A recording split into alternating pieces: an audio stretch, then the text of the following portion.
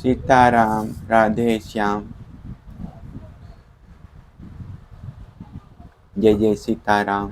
केशव माधव गोविंद हरे मुरारी। जय श्रीमन नारायण। चैनल पर आप लोग पहली बार आए होंगे तो चैनल को सब्सक्राइब शेयर जरूर कीजिएगा।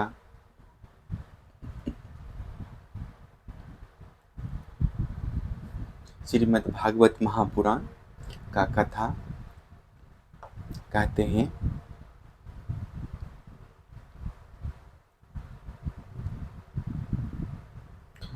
भक्तिहीन पुरुषों की गति और भगवान की पूजा विधि का वर्णन।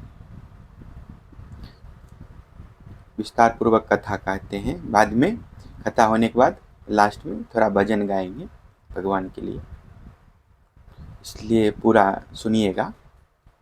फल भी मिलता है बहुत अच्छा, कष्ट दूर होता है।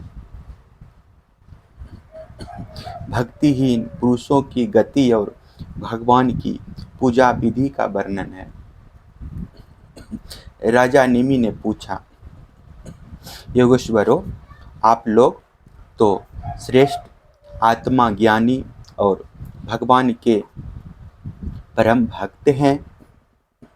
कृपा करके यह बतलाएं कि जिनकी कामनाएं शांत नहीं हुई है, लौकिक परलौकिक भोगों की लालसा मिटी नहीं है और मन एवं इंद्रियां भी बस में नहीं है, तथा जो प्राय भगवान का भजन भी नहीं करते, ऐसे लोगों की क्या गति होती है।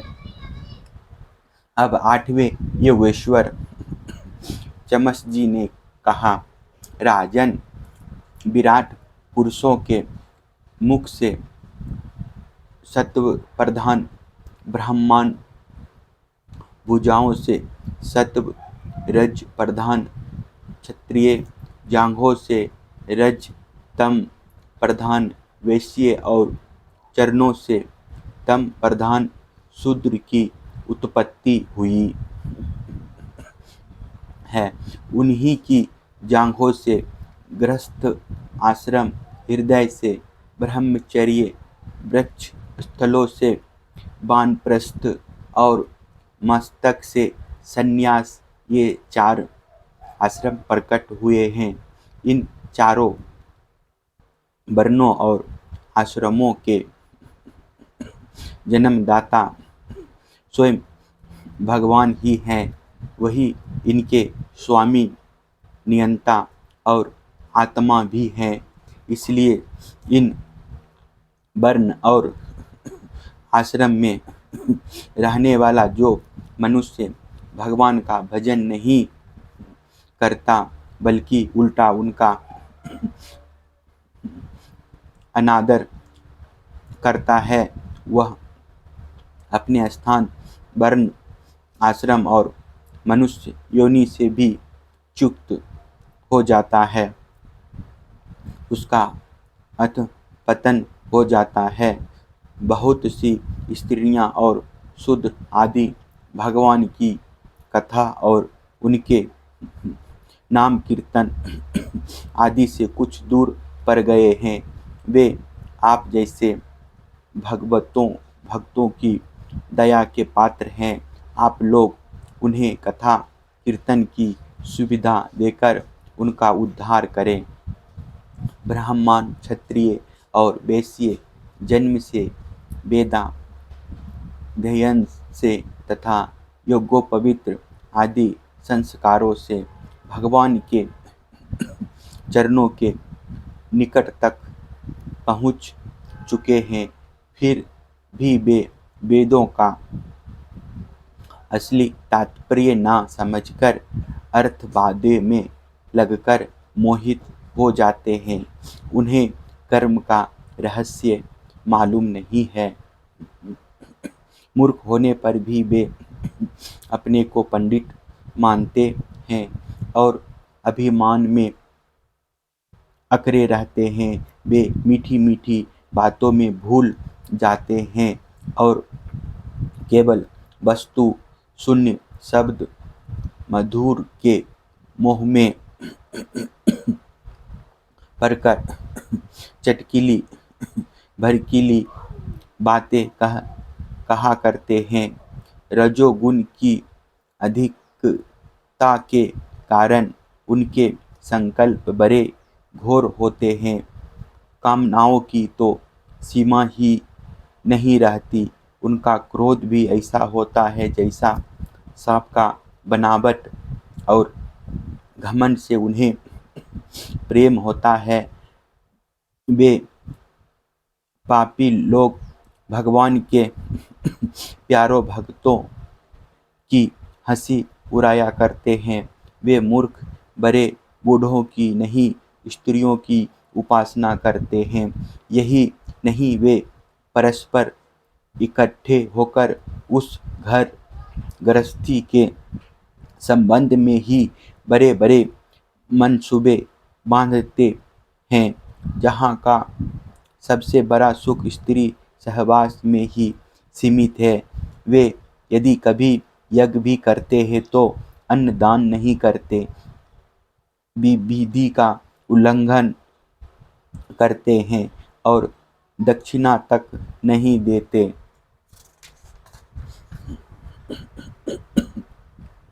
वे कर्म का रहस्य न जानने वाले मूर्ख केवल अपनी जीभ को संतुष्ट करने और पेट की भूख मिटाने,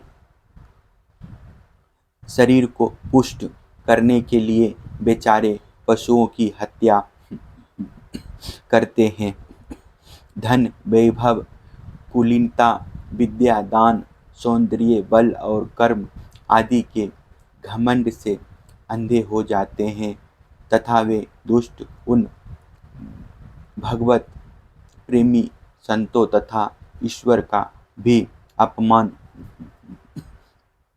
करते रहते हैं। राजन, वेदों ने इस बात को बार बार दोहराया है कि भगवान आकाश के समान नित्य निरंतर समस्त शरीरधारियों में स्थित हैं। वे ही अपने आत्मा और प्रियतम है, परंतु वे मूर्ख इस वेदवाणी को तो सुनते ही नहीं और केवल बड़े बड़े मनोरथों की बात आपस में कहते सुनते रहते हैं। वेद विधित के रूप में ऐसे ही कर्मों के करने की आज्ञा देता है कि जिनमें मनुष्य की स्वाभाविक प्रवृत्ति नहीं होती। संसार में देखा जाता है कि मिथुन, मांस और मद की ओर प्राणी की स्वाभाविक प्रवृत्ति हो जाती है, तब उसे उसमें प्रवृत्त करने के लिए विधान तो हो ही नहीं सकता। ऐसी स्थिति में विवाह यज्ञ और क्षेत्रामणि यज्ञ के द्वारा ही जो उनके सेवन की व्यवस्था दी गई है, उसका अर्थ है लोगों की उच्छृंखल प्रवृत्ति का नियंत्रण, उनका मर्यादा में स्थापन। वास्तव में उनकी ओर से लोगों को हटाना ही सृष्टि को अभिष्ट है। धन का एकमात्र फल है धर्म, क्योंकि धर्म से ही परम तत्व का ज्ञान और उसकी निष्ठा अपरोक्ष अनुभूति सिद्ध होती है और निष्ठान में ही परम शांति है। परंतु यह कितने खेद की बात है कि लोग उस धन का उपयोग घर गृहस्थी के सौदों में या काम भोग में ही करते हैं और यह नहीं देखते कि हमारा यह शरीर मृत्यु का शिकार है और वह मृत्यु किसी प्रकार भी टाली नहीं जा सकती। श्रोत्रमणि यज्ञ में भी सुरा को सूंघने का ही विधान है, पीने का नहीं। यज्ञ में पशु का आलंबन स्पर्श मात्र ही विहित है, हिंसा नहीं। इसी प्रकार अपनी धर्मपत्नी के साथ मैथुन की आज्ञा भी विषय भोगों के लिए नहीं, धार्मिक परंपरा की रक्षा के निमित्त संतान उत्पन्न करने के लिए ही दी गई है।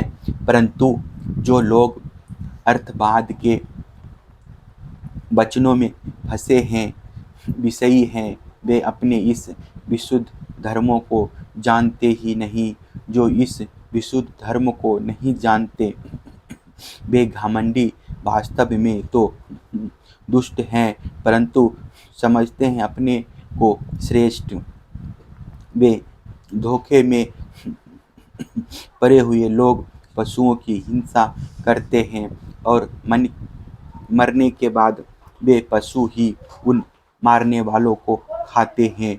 यह शरीर मृतक शरीर है, इसके संबंधी भी इसके साथ ही छूट जाते हैं। जो लोग इस शरीर से तो प्रेम की गांठ बांध लेते हैं और दूसरे शरीर में रहने वाले अपने ही आत्मा एवं सर्वशक्तिमान भगवान से द्वेष करते हैं, उन मूर्खों का अधःपतन निश्चित है।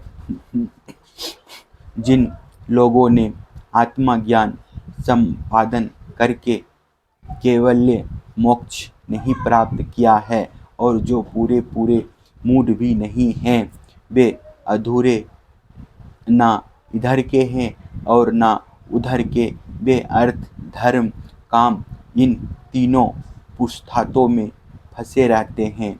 एक क्षण के लिए भी उन्हें शांति नहीं मिलती। वे अपने हाथों अपने पैरों में कुल्हाड़ी मार रहे हैं। ऐसे ही लोगों को आत्मघाती कहते हैं। अज्ञान को ही ज्ञान मानने वाले इन आत्मघातियों को कभी शांति नहीं मिलती। इनके कर्मों की परंपरा कभी शांत नहीं होती।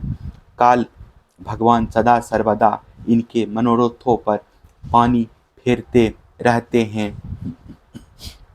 इनके हृदय की जलन विषाद कभी मिटने का नहीं।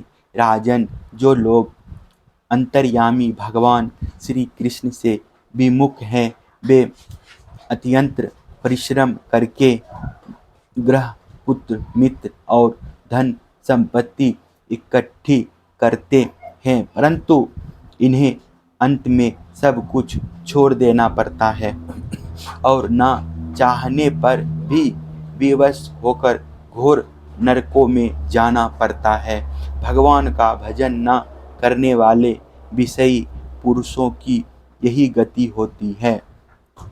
राजा निमि ने पूछा, योगेश्वरों, आप लोग कृपा करके यह बतलाइए कि भगवान किस समय किस रंग का कौन सा आकार स्वीकार करते हैं और मनुष्य किन नामों और विधियों से उनकी उपासना करते हैं।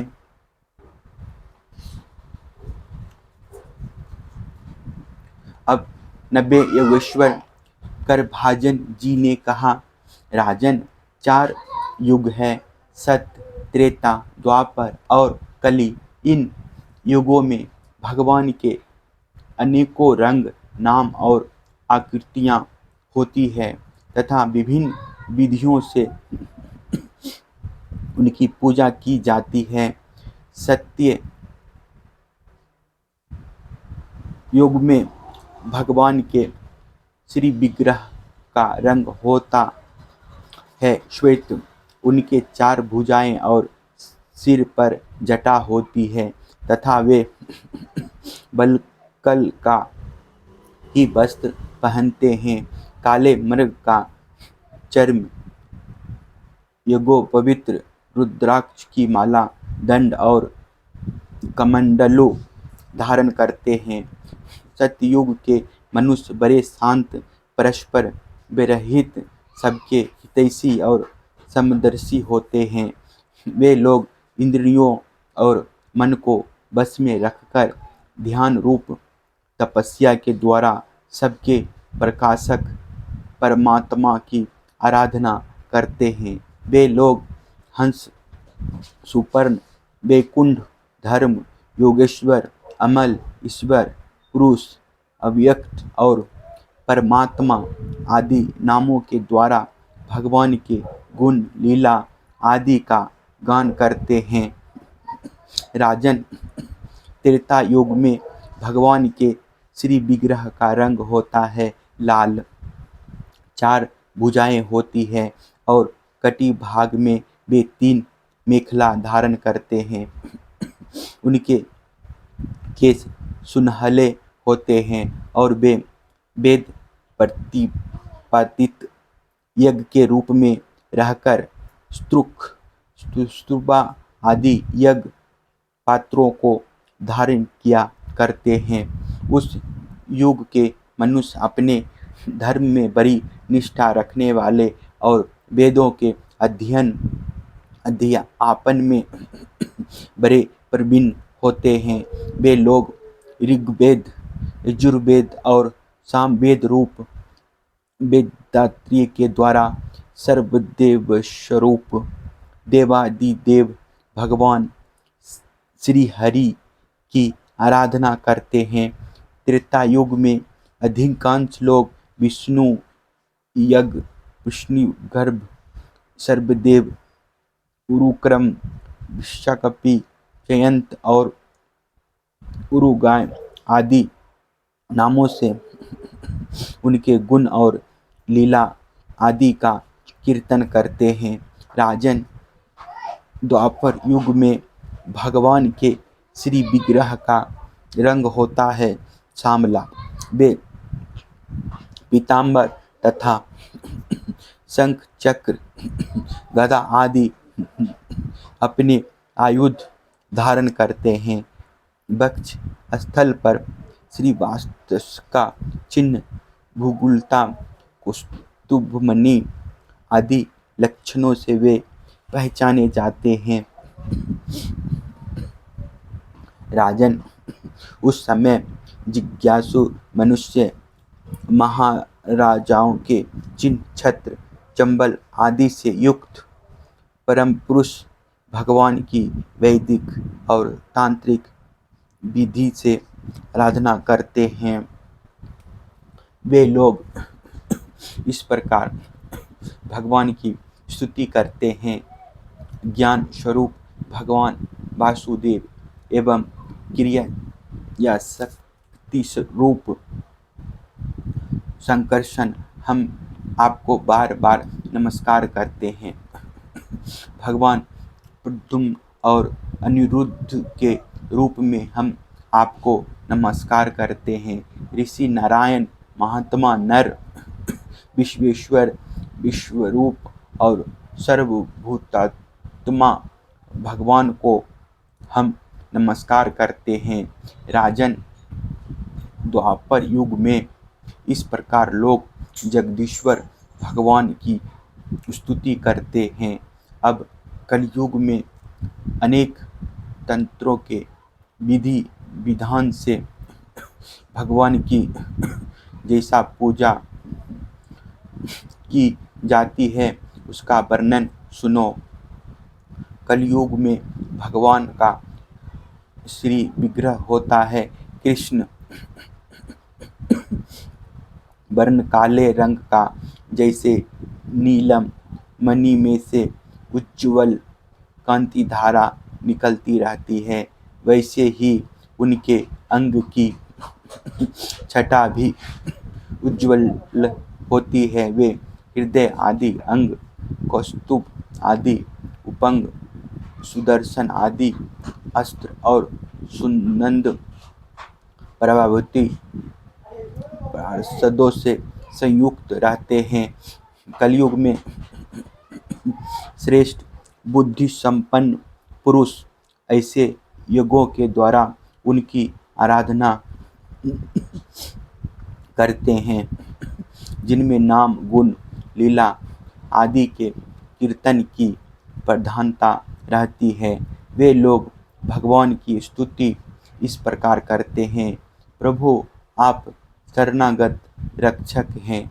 आपके चरणारविंद सदा सर्वदा ध्यान करने योग्य, माया मोह के कारण होने वाले संसारिक प्रजाओं का अनंत कर देने वाले तथा भक्तों की समस्त अभिष्ट वस्तुओं का दान करने वाले कामधेनु स्वरूप है। वे तीर्थों को भी तीर्थ बनाने वाले स्वयं परम तीर्थ स्वरूप है। शिव, ब्रह्मा आदि बड़े बड़े देवता उन्हें नमस्कार करते हैं और चाहे जो कोई उनकी शरण में आ जाए उसे स्वीकार कर लेते हैं। सेवकों की समस्त आरती और विपत्ति के नाशक तथा संसार सागर से पार जाने के लिए जहाज हैं। महापुरुष, मैं आपके उन्हीं चरणारविंदों की वंदना करता हूँ। भगवान, आपके चरण कमलों की महिमा कौन कहे। राम अवतारों में आपने पिता दशरथ जी के वचनों से देवताओं के लिए भी वांछनीय और दुस्तेज राज्य लक्ष्मी को छोड़कर आपके चरण कमल बन बन घूमते फिरे। सचमुच आप धर्म निष्ठता की सीमा हैं और महापुरुष अपनी प्रेयसी सीता जी के चाहने पर जानबूझकर आपके चरण कमल माया मृग के पीछे दौड़ते रहे। सचमुच आप प्रेम की सीमा हैं। प्रभु, मैं आपके उन्हीं चरणारविंदों की वंदना करता हूँ। राजन, इस प्रकार विभिन्न युगों के लोग अपने अपने युग के अनुरूप नाम रूपों द्वारा विभिन्न प्रकार से भगवान की आराधना करते हैं। इसमें संदेह नहीं कि धर्म, अर्थ, काम, मोक्ष सभी पुरुषार्थों के एकमात्र स्वामी भगवान श्री हरि ही हैं। कलि युग में केवल संकीर्तन से ही सारे स्वार्थ और परमार्थ बन जाते हैं। इसलिए इस युग का गुण जानने वाले सरग्राही श्रेष्ठ पुरुष कलियुग की बड़ी प्रशंसा करते हैं, इससे बड़ा प्रेम करते हैं। देहाभिमानी जीव संसार चक्र में आनंदी काल से भटक रहे हैं। उनके लिए भगवान की लीला, गुण और नाम के कीर्तन से बढ़कर और कोई परम लाभ नहीं है, क्योंकि इससे संसार में भटकना मिट जाता है और परम शांति का अनुभव होता है। राजन, सतयुग, त्रेता और द्वापर की प्रजा चाहती है कि हमारा जन्म कलयुग में हो, क्योंकि कलयुग में कहीं कहीं भगवान नारायण के शरणागत, उन्हीं के आश्रय में रहने वाले बहुत से भक्त उत्पन्न होंगे। महाराज विदेह, कलयुग में द्रविड़ देश में अधिक भक्त पाए जाते हैं, जहाँ तरपनी, कृतमाला, प्रेषविनी, परम पवित्र कावेरी महानदी और प्रतीचि नाम की नदियाँ बहती हैं। राजन, जो मनुष्य इन नदियों का जल पीते हैं, प्राय उनका अंतःकरण शुद्ध हो जाता है और वे भगवान वासुदेव के भक्त हो जाते हैं। राजन, जो मनुष्य यह करना बाकी है वह करना आवश्यक है इत्यादि कर्म वासनाओं को का अथवा भेद बुद्धि का परित्याग करके सर्वोत्तम भाव से शरणागत वत्सल प्रेम के वरदानी भगवान मुकुंद की शरण में आ गया है। वह देवताओं, ऋषियों, पितरों, प्राणियों, कुटुंबियों और अतिथियों के ऋण से उऋण हो जाता है। वह किसी के अधीन, किसी का सेवक, किसी के बंधन में नहीं रहता। जो प्रेमी भक्त अपने प्रियतम भगवान के चरण कमलों का अन्य भाव से दूसरी भावनाओं, आस्थाओं, वृत्तियों और युक्तियों को छोड़कर भजन करता है, उससे पहली बात तो यह है कि पाप कर्म होते ही नहीं, परंतु यदि कभी किसी प्रकार हो भी जाए तो परम पुरुष भगवान श्री हरि उसके हृदय में बैठकर वह सब धो बहा देते हैं, उसके हृदय को शुद्ध कर देते हैं।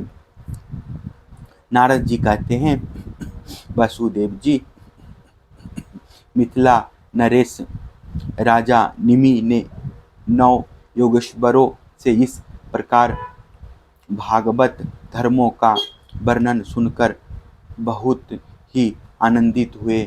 उन्होंने अपने ऋषिवृक्ष और आचार्यों के साथ ऋषभनंदन नव योगेश्वरों की पूजा की।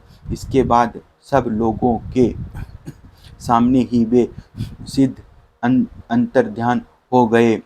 विदेहराज निमि ने उनसे सुने हुए भागवत धर्मों का आचरण किया और परमागति प्राप्त की। महाभाग्यवान वासुदेव जी, मैंने तुम्हारे आगे जिन भागवत धर्मों का वर्णन किया है, तुम भी यदि श्रद्धा के साथ इनका आचरण करोगे तो अंत में सब आसक्तियों से छूटकर भगवान का परम पद प्राप्त कर लोगे। वासुदेव जी, तुम्हारे और देवकी के यश से तो सारा जगत भरपूर हो रहा है, क्योंकि सर्वशक्तिमान भगवान श्री कृष्ण तुम्हारे पुत्र के रूप में अवतीर्ण हुए हैं। तुम लोगों ने भगवान के दर्शन, आलिंगन तथा बातचीत करने एवं उन्हें सुलाने, बैठाने, खिलाने आदि के द्वारा वात्सल्य स्नेह करके अपना हृदय शुद्ध कर लिया है। तुम परम पवित्र हो गए हो।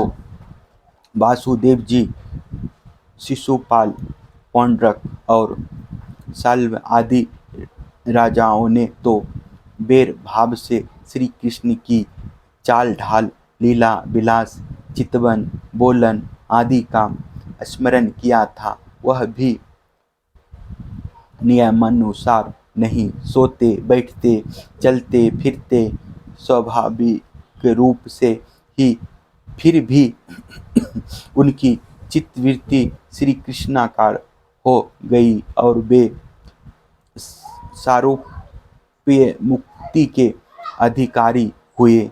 फिर जो लोग प्रेम भाव और अनुराग से श्री कृष्ण का चिंतन करते हैं, उन्हें श्री कृष्ण की प्राप्ति होने में कोई संदेह है क्या?